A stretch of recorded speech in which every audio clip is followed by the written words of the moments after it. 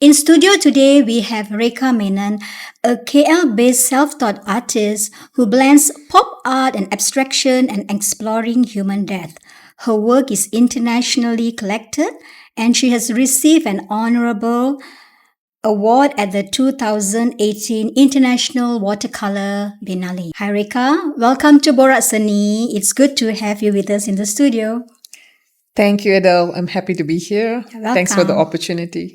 So, without much ado, you know our drill, how the show goes. I would like you to share a little bit about your background. My background is actually in branding, communications, education, consulting, and this almost about 20 years I was in that field. And I made a transformative move in 2017 to go into the art world. I am single, and I look after my parents, and we make a little happy unit together. With their support, I've pursued art full time. May I know why did you decided, your transition in 2017 to go into the art world like all of a sudden? It was time, because I've always wanted to go into art much earlier, actually in 2011. But unfortunately, we had a family tragedy, and I had to take on a lot more responsibilities then. So, so that's why I took a longer time, but it was already in the cards. Okay. It was this is my It was already your calling. Yes, absolutely. So I would have been an artist in 2011 if not for the tragedy. Actually, I lost my brother, my younger brother. I'm sorry to hear that. Yeah. So I think in a way he's also blessing me to pursue this because it has been a really healing journey for me ever since I made this transformative move to become a full-time contemporary visual artist. Your art style is quite interesting and unique in its own special way. Can you share with us, especially to the viewers and the listeners out there? Well, I'm still trying to discover what it is, but currently I would say that I'm exploring, I would say stylized figuration and abstraction in pop art. Who knows, down the road, maybe in 10 years or 5 years time, I might do something else. But for the moment, this is what I have a calling for, and I'm very curious, and I want to express myself in this form of, genre. So that's basically what I'm doing, because I started off with abstraction, and now, as you can see, I have more stylized figuration in my works. So let's see where it takes me. All right, Rekha, let's dive into our topic of discussion. I think this is quite an interesting topic about inspiration versus copying.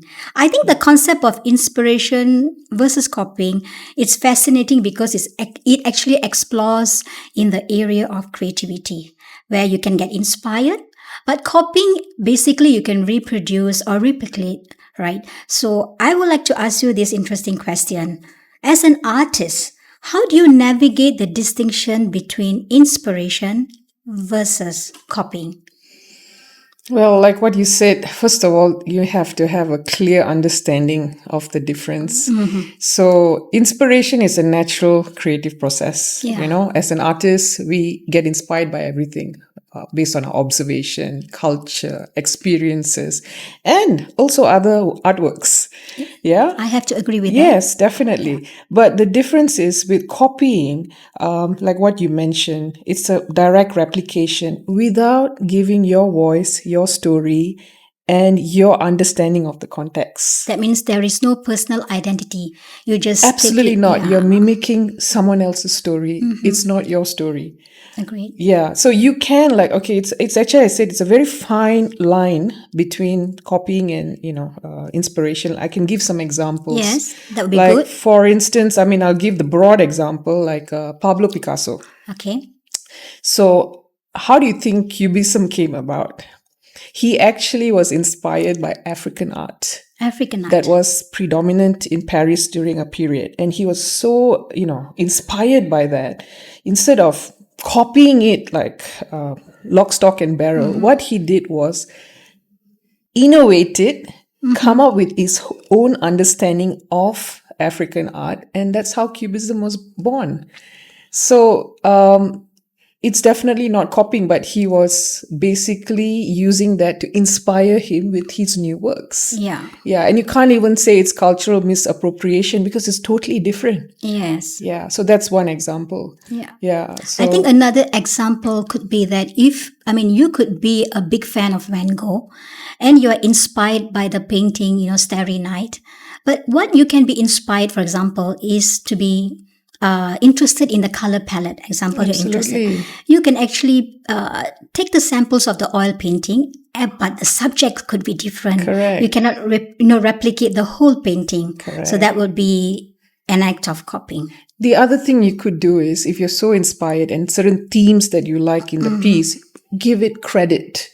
Give that artist a credit. Yeah. Yeah. So when you do that, it's definitely not copying or plagiarism, and it'll certainly not take you into the legal side of, Yeah. copyright laws, Yes, understood. and infringement.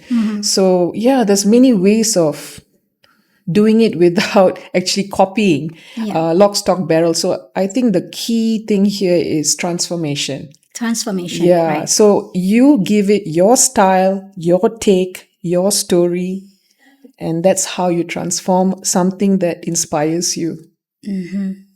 Yeah. I mean, this is what I've been doing anyway. Yeah, that's well explainable. Yeah. My second question would be how much inspiration is considered reasonable before it crosses the line into copying? That's actually a very good question. I suppose reasonable inspiration is when you don't mimic something, when your work is not recognized as someone else's work.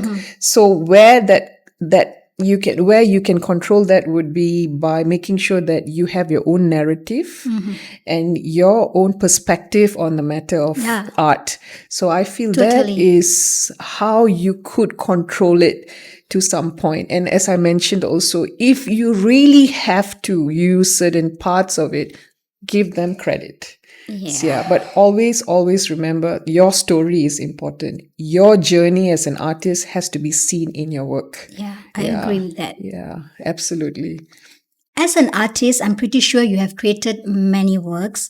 How can you create new artworks without falling into trap of simply replicating? Because even myself as an artist, when I create, I don't know, a few hundred artworks as of now, because my journey being a self-taught artist has been 12 years. But sometimes you feel that you do replicate the old artworks.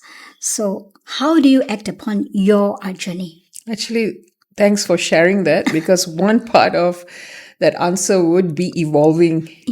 Yes. So you need to evolve as an artist. And I think there's a lot of fear behind that because sometimes when, say, a particular story or a particular, say, theme that you've worked with is so successful, and then you're afraid to step out of that thinking that it'll be a failure. Correct. But that's why we artists are wonderful because experimentation, failures are part and parcel of our journey.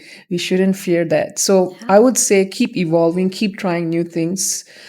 Always make sure that you are also putting in your own story, your own narrative, your own, I would say, style, expression, and also be not afraid to try new mediums.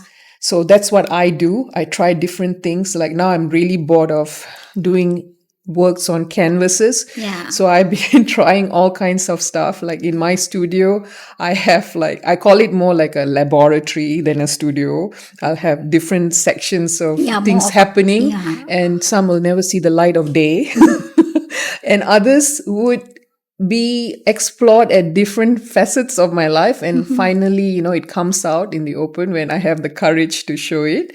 But whatever it is, just keep experimenting and keep exploring, getting out of your comfort zone. Because I do find that there are some artists, and also including myself at one point, like we tend to stick to something that is, the same comfortable, concept, secure, and safe. Then you'll never grow as an artist. You have to really push yourself. So your constant should be always change. It's a good answer, Rekha. Yeah. So my final question on this topic, do you think art buyers are concerned about the final product or the process of inspiration versus copying? Do you think they are bothered about it? Good question.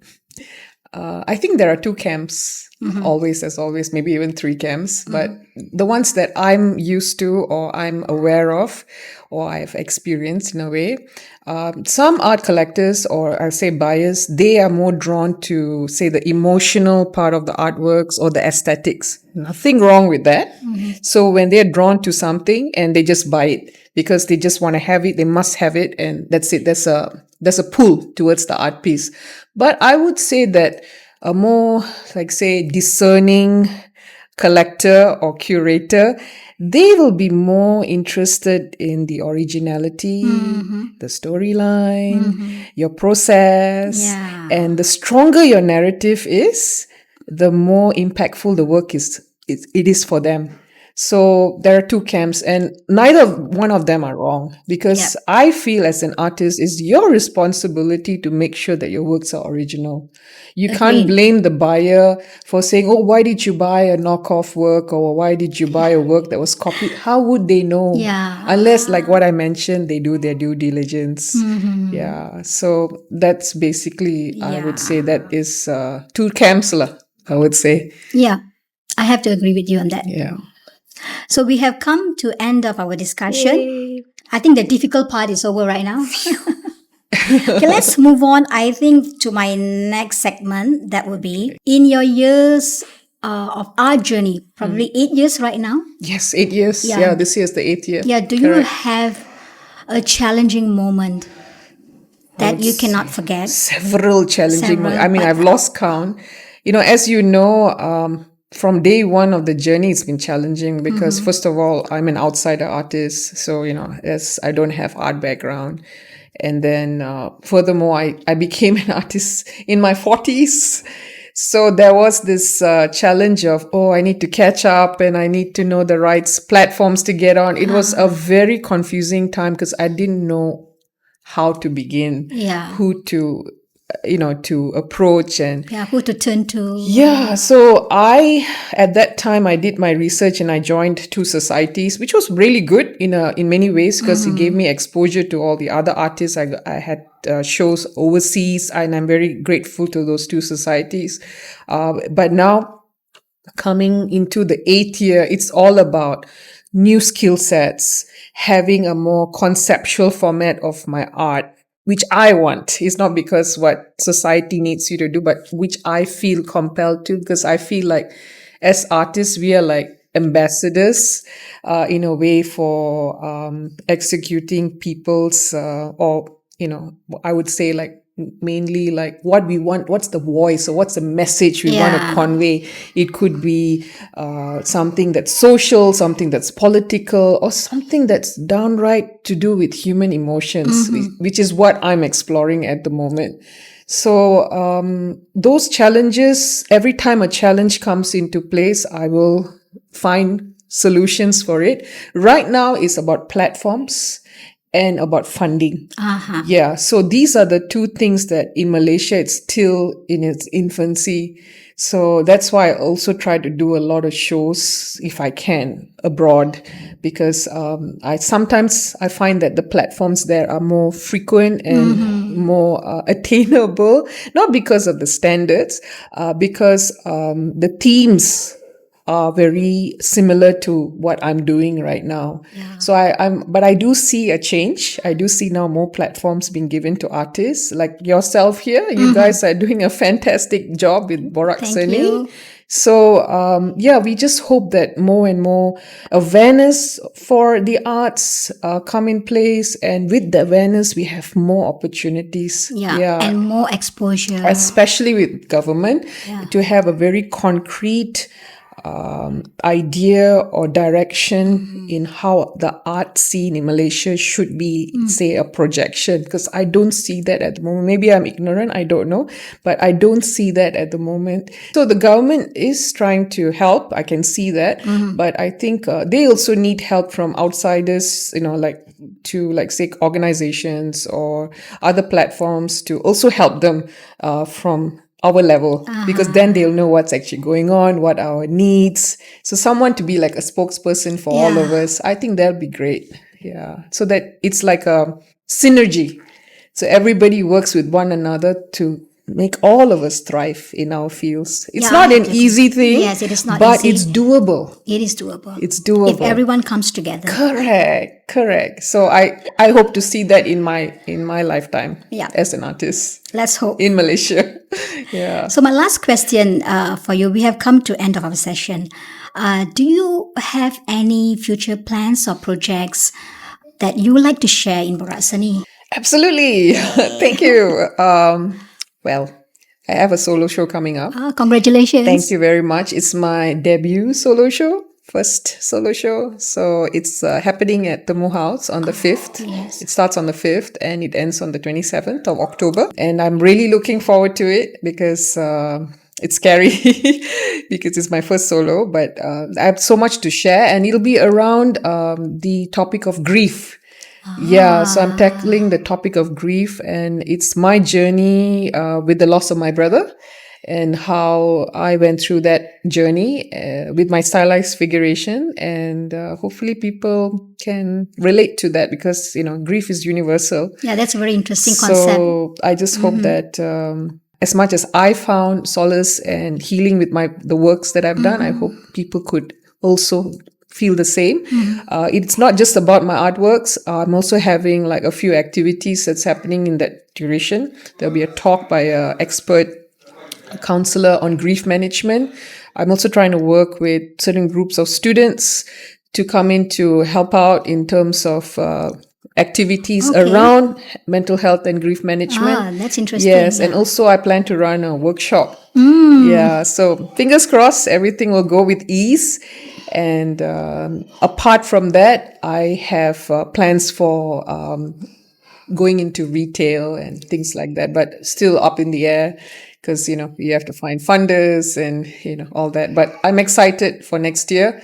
I'm looking forward to what the future has in hold for me. So there are many things in your pipeline, and I A wish lot. you all the best. Thank you so and much. All success. Yeah. So it has been a very fruitful discussion. Thank so you. thank you for I coming to agree. Boraksani Thank you. and sharing your wisdom with us. Thank you. Thank you very much for having me on Yeah. your show. Yeah. And You're welcome, giving me the Rekha. opportunity to speak. Thanks, Adele. Thank And you. all the best to Boraksani. Thank you.